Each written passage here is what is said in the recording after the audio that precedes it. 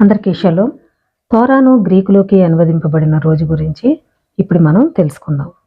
246 BCE తోరాను గ్రీకులోకి అనువదించడానికి రెండవ ప్రయత్నంలో 61 సంవత్సరాల క్రితం విఫలమైన ప్రయత్నం తర్వాత గ్రీకు ఈజిప్టు చక్రవర్తి టోలోమి 72 మంది తోరా పండితులను సేకరించి వారిని 72 ప్రత్యేక గదులలో వేరు చేసి ప్రతి ఒక్కరూ అనువాదాన్ని తయారు చేయాలని ఆదేశించాడు.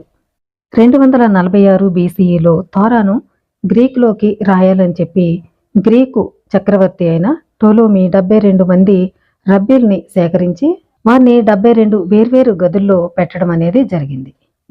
టెవెట్ 8వ తేదీన వారు 72 సంబంధిత అనువాదాలను రూపొందించారు.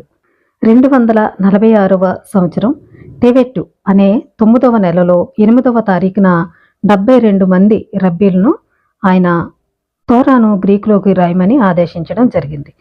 సెప్టుజెంట్ అంటే ఇశ్రాయేలీలు ఈ యొక్క తోరాను గ్రీకులోకి రాయడాన్ని మోషే కాలంలో అహరోను చేసిన బంగారు దూడతో పోల్చడం అనేది జరిగింది. కాబట్టి ఈ నెల 10వ తారీఖున ఉపవాసం ఉండటం కూడా జరుగుతుంది. వీటిలో 13 ప్రదేశాలలో ఒకేలాంటి మార్పులు ఉన్నాయి. ఇక్కడ ప్రతి ఒక్కరూ అక్షరాల అనువాదం తోరా యొక్క నిజమైన అర్థాన్ని భ్రష్టు పట్టించిందని భావించారు.